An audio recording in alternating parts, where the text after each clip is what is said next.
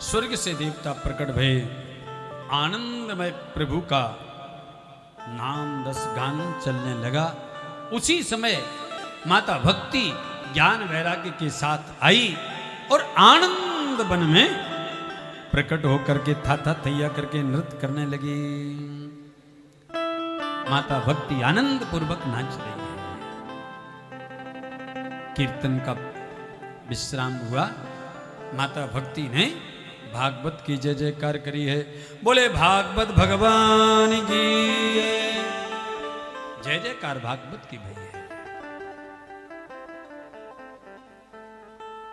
नारद जी से पूछ लिया, महाराज आपने सबको बैठने की जगह बताई है, सबसे आगे आपने वैष्णवों को बैठा लाया, गृहस्थियों को बैठने की अलग जगह, संतों को बैठने की अलग जगह, ऋषि मुनियों के लिए जगह अलग है भागवत में। बताइए अहम क्व तिष्ठामि, मैं कहां पर बैठूं? संत सनत कुमार ने कहा, भक्ति सर्वभक्त हृदय स्थिता, सभी भक्तों के हृदय में बैठ जाओ। क्यों? बोले जिसके हृदय में भक्ति होगी उसी के हृदय में तो भगवान प्रकट होगा। तो भक्ति तुम जाओ सबके हृदय में बैठ जाओ। भक्ति ने कह दिया, महाराज मुझे गंदगी में नहीं बैठना। गंदगी? क्या भक्तों का हृदय गंदा है? हाँ महाराज, सबके अंदर काम क्रोध लोभ मोह मद मत्सर ईर्ष्या द्वेष, ये सारे शत्रु भरे हुए हैं। और अशुद्धि में कोई बैठना स्वीकार करेगा? चारों तरफ से आ रही है दुर्गंध और आपसे कह दिया जाए जाओ आप वहां बैठ जाओ, तो बैठोगे? हैं? नहीं बैठोगे। साधारण व्यक्ति नहीं बैठ सकता महाराज। सनत कुमारों ने कहा, देवी ये भक्त तुम्हारे पुत्र हैं और तुम जगत की मां हो। और देखो पिता पुत्र की अशुद्धि से घृणा कर सकता है। बालक छोटा है, अगर वो कपड़े में गंदगी कर दे, अशुद्धि कर दे, तो पिता एक बार दूर से निकल सकता है, उससे थोड़ी घृणा कर सकता है। लेकिन मां करती है क्या? कितना भी उसमें बच्चा लिपट जाए, मां आती है। मां आएगी, सुंदर जल लेगी, बाथरूम में ले जा करके स्नान कराएगी, उसके वस्त्रों को धुल करके शुद्ध कर देगी, सुंदर वस्त्र पहनाएगी, सुंदर तिलक लगाएगी, बाल निकाल देगी, इतना अच्छा बना देगी कि सभी उसको लेने के लिए आतुर हो जाएंगे। तो मां, आप तो जगत की मां है। भक्ति, आप तो सबकी मां हैं। और मां कभी बालक की गंदगी से घृणा नहीं करती। जैसे एक मां अपने बालक को स्नान करा के शुद्ध कर देती है, उसी प्रकार से आप भक्तों के हृदय में बैठ करके उनके हृदय को शुद्ध करो, तभी उनके हृदय में गोविंद का प्रवेश होगा।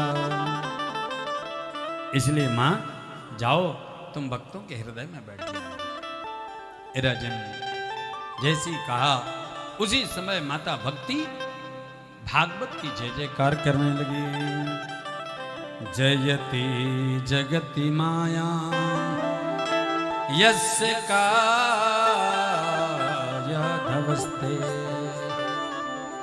बचन रचन मेकम केवलम चाकलया, ध्रुव पदमपियातो यत्कृपा तो ध्रुवोयम सकल कुशल पात्रम ब्रह्मपुत्रम।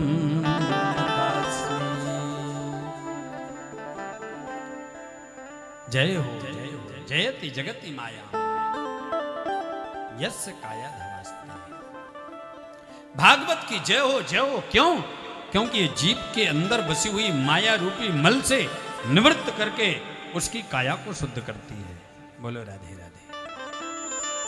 भागवत सबसे पहले क्या करती है? भक्त की श्रवण करते, श्रवण कंड रंध्रे न, कांड रंध्रों के द्वारा श्रवण करने मात्र से उसकी काया को शुद्ध करती है। और जब माया से काया निवृत्त होती है, तब क्या होता है? उसका गोविंद के चरणों में अनुराग होता है।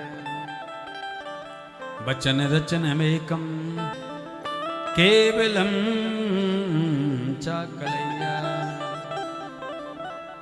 ये भागवत के वचन और प्रभु का चरित्र उसके जीवन में कर्ण रंध्रों के द्वारा प्रवेश कर जाता है, हृदय शुद्ध होता है, चित्त शुद्ध होता है, मन पवित्र होता है, तब केवलम च कलैया, कलैया भक्ति, उसके हृदय में भक्ति जागृत हो जाती है। और ध्रुव पद्मपिया तो यत् कृपा तो ध्रुवोयम्, ध्रुव पद प्रभु की अचल भक्ति, प्रभु की अचल भक्ति में भक्त विलीन हो जाता है, और जब भक्त भक्ति में विलीन हो जाता है तो उसे भगवत प्राप्ति हो जाती है।